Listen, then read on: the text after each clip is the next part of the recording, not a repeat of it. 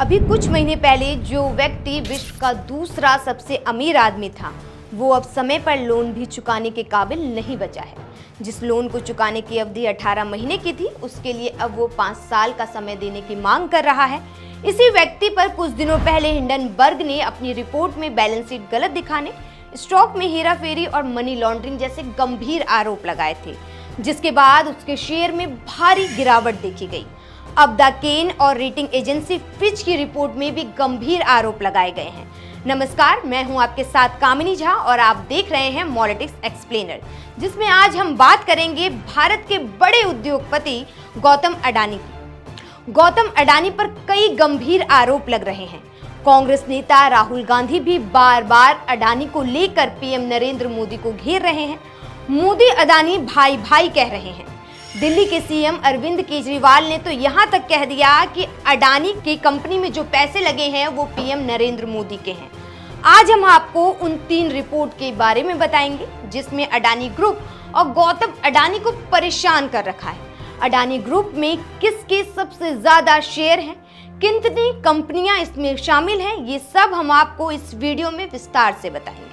Economics times की एक खबर में फिच की रिपोर्ट का हवाला देते हुए कहा कि पिछले साल अगस्त में गौतम अडानी ग्रुप ने एसीसी और अंबुजा सीमेंट को स्विट्जरलैंड की कंपनी होलसिम से $4 अरब में खरीद लिया था, लेकिन अब वो $3 अरब की जो रकम ब्रिज लोन को 18 महीने में चुकानी थी, वो नहीं चुका पा रही है। ऐसे में जो व्यक्ति कुछ महीने पहले विश्व का दूसरा सबसे अमीर व्यक्ति बना हुआ था, अब वो रकम चुकाने के लिए 5 साल का समय मांग रहा है।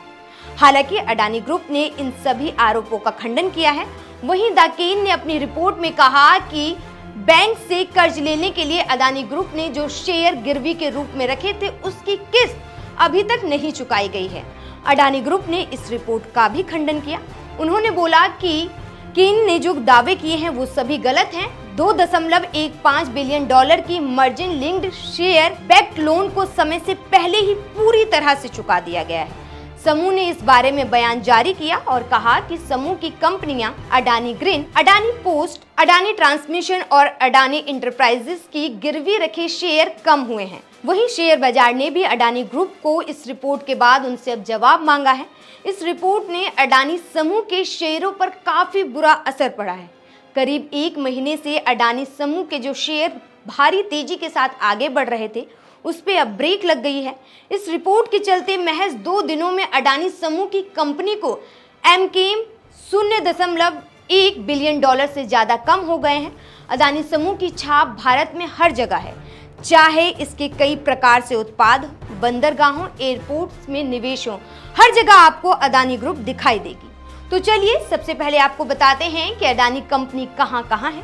अडानी समूह भारत में एक विधित संगठन यानी डाइवर्स ऑर्गेनाइजेशन है, जिसमें सार्वजनिक रूप से कारोबार करने वाली 7 कंपनियां शामिल हैं।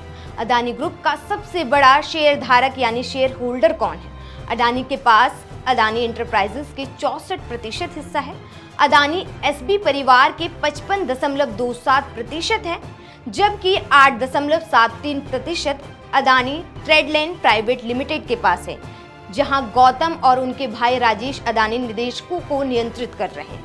एफआईआई ने अडानी इंटरप्राइजेस का 3.4%, अडानी पोर्ट्स का 4.1%, अडानी ट्रांसमिशन का 2.5% और अडानी ग्रीन एनर्जी का 3.5% शेयर खरीद रखा है। बिजनेस टुडे की रिपोर्ट के मुताबिक एलआईसी ने गौतम अडानी की कंपनी में भारी भरकम निवेश किया हुआ है। 31 दिसंबर 2022 को निवेश 82,970 करोड़ रुपए था, जो 23 फरवरी 2023 तक कम होकर 33,242 करोड़ रुपए रह गया है। अडानी ग्रुप में कितने कर्ज लिए हुए हैं? एसबीआई ने अडानी ग्रुप को 27,000 करोड़ का कर्ज दिया है। एलआईसी ने अपने कुल निवेश का 1% अडानी ग्रुप को कर्ज दिया हुआ है। वहीं इनसाइड बैंक ने लोन बुक का 0.5% अडानी ग्रुप को कर्ज दिया हुआ है।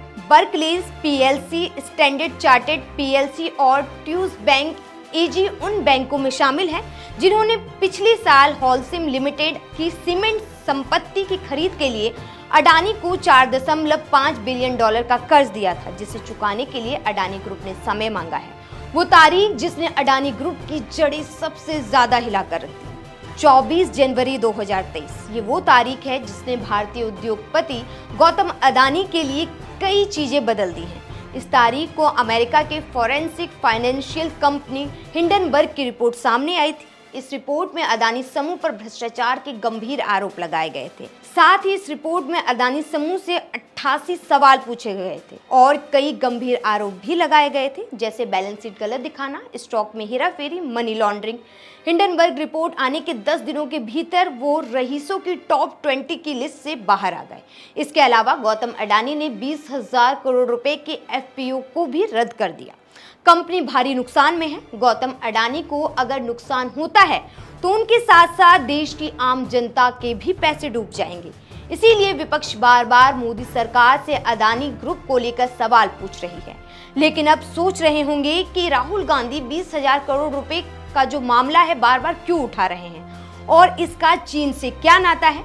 राहुल गांधी ने आरोप लगाया कि शेल कंपनियों के जरिए हजारों करोड़ रुपए का विदेशी पैसा अडानी ग्रुप में इन्वेस्ट किया गया है, मतलब फेक कंपनियों के द्वारा निवेश अडानी ग्रुप में किया गया है। इसमें से कुछ भारत के डिफेंस सेक्टर में भी एक्टिव हैं, जिसको लेकर बार बार राहुल गांधी भारत सरकार से सवाल पूछ रही है। राहुल ने इसे राष्ट्रीय सुरक्षा से भी जोड़ा है, क्योंकि हिंडनबर्ग की रिपोर्ट में एक चाइनीज निवेशक का भी जिक्र किया गया है और भारत और चीन के बीच जो रिश्ते हैं वो आप सभी को पता है।